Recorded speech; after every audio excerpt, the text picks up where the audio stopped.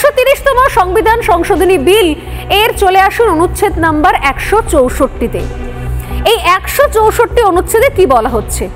এর আগে যখন কেন্দ্রীয় মন্ত্রিসভা নিয়ে বলা হলো তখন সবাই চুপচাপ শুনে নিলেন, কিন্তু যেই মুহূর্তে এলো অনুচ্ছেদ নাম্বার 164 অর্থাৎ 164, সবার মাথায় ভেঙে পড়লো আকাশ।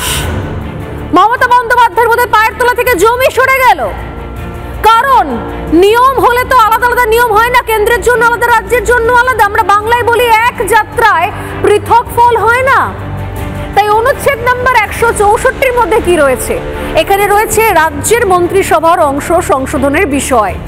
অর্থাৎ রাজ্যের মন্ত্রীদের ক্ষেত্রে যদি কেউ 5 বছরের বেশি সাজা পেয়ে থাকেন এবং সাজা প্রাপ্ত হয়ে যদি তিনি 30 দিন টানা জেলে থাকেন, তাহলে 31তম দিনে 30 দিন জেল খাটা হয়ে গেছে, তারপরও জেলে আছেন, 31তম দিনে মন্ত্রিত্ব থেকে অপসারণ করতে হবে তাকে।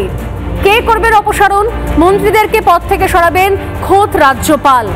যদি মন্ত্রিত্ব থেকে না সরেন তিনি, বা তাকে না সরানো হয়, মন্ত্রিত্ব থেকে যদি না সরানো হয়, তাহলে আইন অনুযায়ী তার মন্ত্রী পদটাই বাতিল হয়ে যাবে। এবং লাস্ট পয়েন্ট, একই নিয়মে বাতিল হবে মুখ্যমন্ত্রিত্ব।